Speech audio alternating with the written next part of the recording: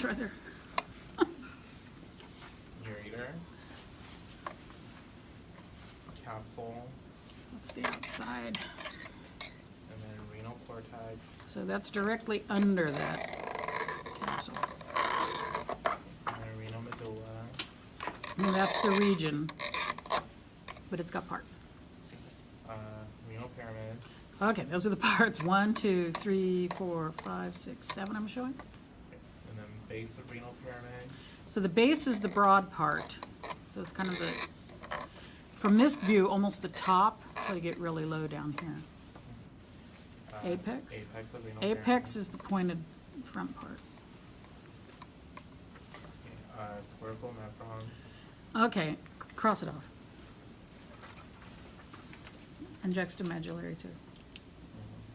I'm going to show you what they're talking about though. So what they did basically was from this part here, they just made it bigger here. And then they took like this one and just blew it up really big over here. So you're just getting more and more magnified every time.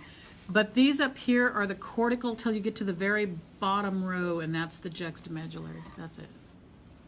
But they're too small and I won't flag them. So up here would be cortical, juxtamedullary, the last ones. Now what? Bowman's capsule. So Bowman's capsule, this is Bowman's capsule. I'm not sure where that's sitting. Okay, it's broken, but it comes out. So that whole thing's Bowman's capsule. And so are each, this one's cut, so these little edges. Okay. Proximal convoluted tubule. So the proximal convoluted tubule comes out immediately. So it's this first part coming out of each one. So these are going in 2 different directions. That's it too, right there. Descending limb of loop of Henle. Yeah. That's this part going down. That's the loop of Henle. Then the ascending limb comes back up. And then the, better get over here, distal convoluted tubules, that last part, and they join the collecting duct. Capillary. Now cross that. And then minor calyx. So the minor calyx comes right out of the pyramids. That's a minor, that's a minor, that's a minor, and these are cut. These are all minors.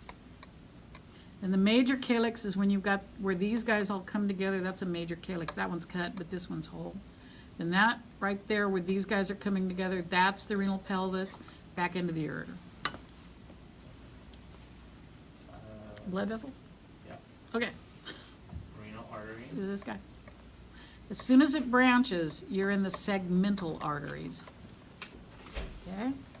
Then when they come up in between the pyramids, those are the lobar, interlobar. Then they arc around the pyramid as arcuate.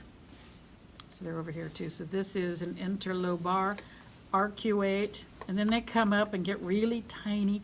And those are the interlobular arteries. Lobule is tiny. So these get really small way up in here.